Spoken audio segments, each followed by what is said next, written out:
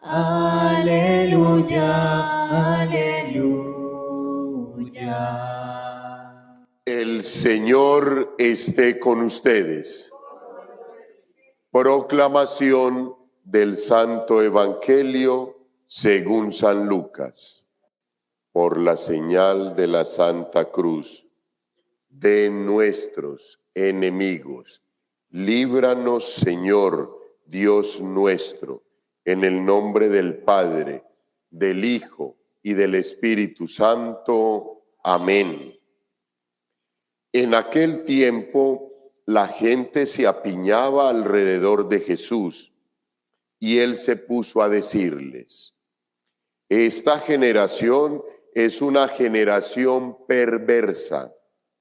Pide un signo, pero no se le dará más signo que el signo de Jonás.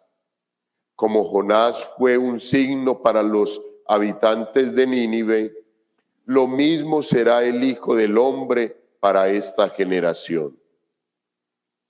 Cuando sean juzgados los hombres de esta generación, la reina del sur se levantará y hará que los condenen, porque ella vino desde los confines de la tierra para escuchar la sabiduría de Salomón. Y aquí hay uno que es más que Salomón. Cuando sea juzgada esta generación, los hombres de Nínive se alzarán y harán que los condenen, porque ellos se convirtieron con la predicación de Jonás. Y aquí hay uno que es más que Jonás. Palabra del Señor. La palabra de Dios que la Iglesia nos pide que contemplemos en este día, lunes de la 28ª semana del tiempo ordinario, que ya se nos va acabando, es muy especial, queridos hermanos. Por lo general, nosotros en la primera lectura o en la lectura del día, por lo general, siempre leemos una parte del Primer Testamento o el Antiguo Testamento. El Salmo siempre va unido a la primera lectura y en el Evangelio, pues obviamente es Evangelio, es del Nuevo Testamento, es de la vida del Señor Jesús y de todo lo que Él pasó haciendo en esta tierra. Pero hoy, muy especialmente, la lectura es del apóstol San Pablo, de la carta del apóstol San Pablo a los romanos.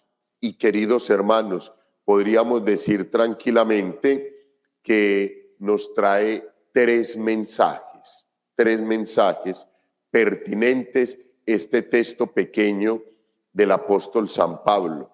Pablo, siervo de Cristo Jesús, llamado a ser apóstol, escogido para anunciar el evangelio de Dios.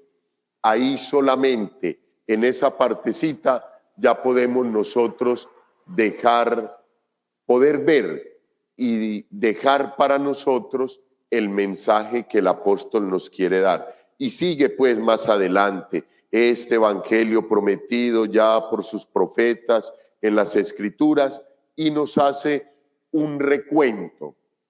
El apóstol nos recuerda cuál es la misión de todos nosotros, no solamente de él, no solamente de los apóstoles, no, es de toda la iglesia, es de todos y cada uno de nosotros que hemos sido bautizados y que hemos recibido por la escucha de la palabra de Dios el mandato de Cristo Jesús.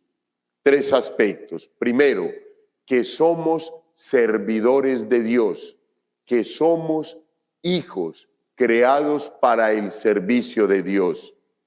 Segundo, que debemos de anunciar el evangelio a la comunidad, que estamos inmersos en una comunidad, en un grupo, en una iglesia, y que a esa iglesia, a ese grupo y a esa comunidad es a la que le tenemos que anunciar. ¿Qué? Tercero, el Evangelio. Lo único que nosotros tenemos que predicar es el Evangelio de Cristo Jesús.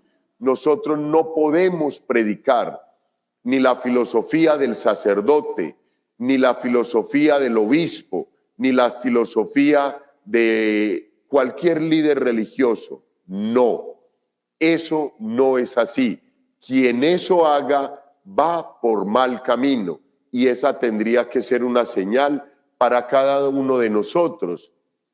Reconocer si el padre, el párroco, el sacerdote, el obispo o el líder religioso está predicando su forma de pensar y su parecer, o está predicando el Evangelio de Cristo Jesús. 3 aspectos que la lectura que la Iglesia nos permite reflexionar hoy nos tiene que dejar para la vida, hijos. 1, que somos servidores de Cristo. 2, que estamos llamados a evangelizar a una comunidad. Y 3, que la forma de evangelizar, lo que debemos de predicar y el testimonio que debemos de dar es lo que nos dice el Evangelio. Lo que predicamos es lo que la Iglesia nos ha dicho que debemos de hacer, el Evangelio de Cristo Jesús. Queridos hermanos, y en el texto bíblico del Evangelio vemos muy especialmente pues este texto donde la gente le pedía al Señor Jesús, estando en su tierra, después de todos los milagros que había realizado, la gente le pedía ahí al Señor para que ya ahí en presencia de ellos llevara a cabo un milagro del cual todos quedaran así. Pero era solamente para ponerlo a prueba.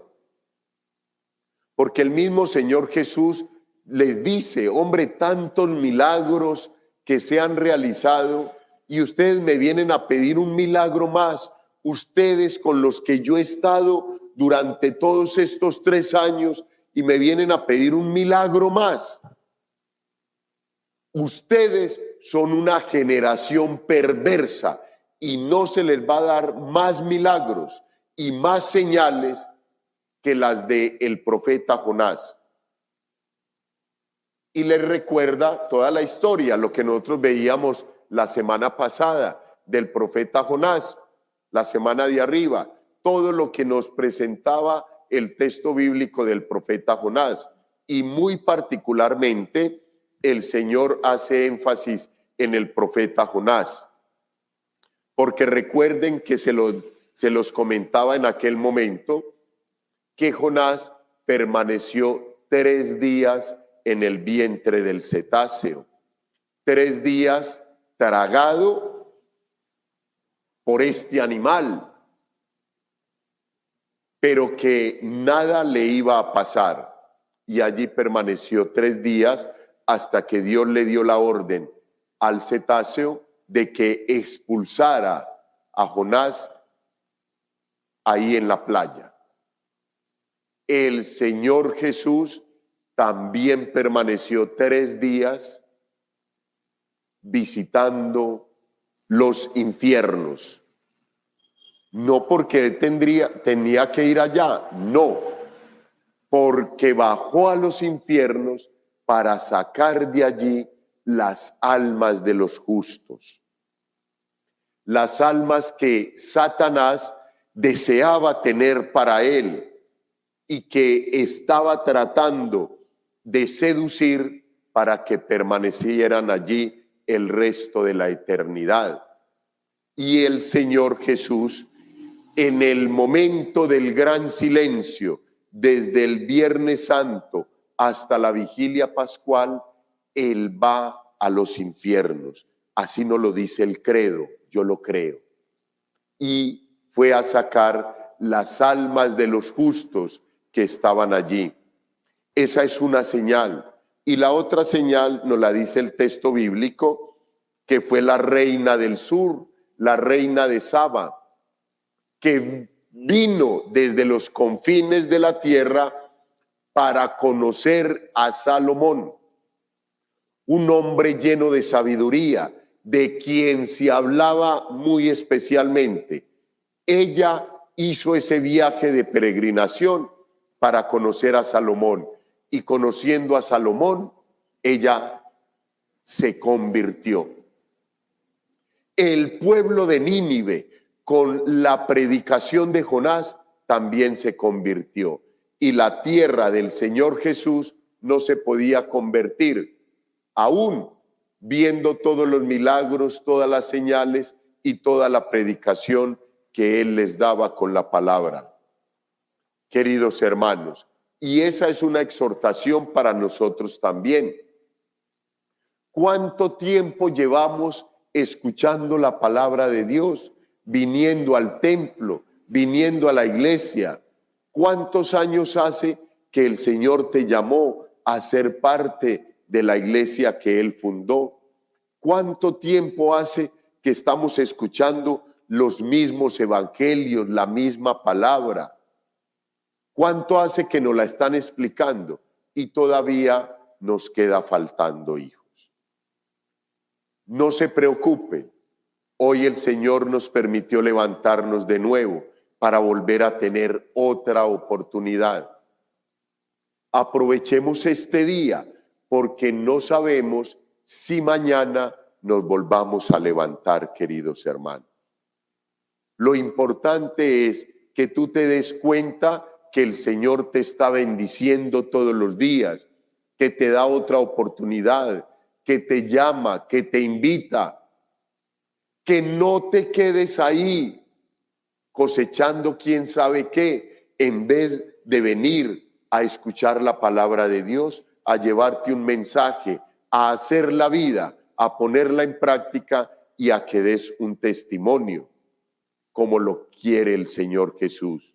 Un testimonio evangélico, un testimonio donde muestres toda la encarnación del evangelio en cada una de tus acciones y desde tu corazón. Encarnar el evangelio en nuestro corazón es poner al Señor Jesús allí dentro para que Él sea quien haga la obra, quien multiplique, quien pueda cosechar, quien riegue la semilla por medio de nosotros, de nuestras palabras, de nuestras acciones, de nuestro comportamiento. Queridos hermanos, que este sea un lunes de evangelización, como nos lo pide el apóstol San Pablo en la lectura. He sido llamado apóstol del Señor Jesús para servirle en la comunidad y predicando el evangelio. Gloria al Padre, al Hijo y al Espíritu Santo,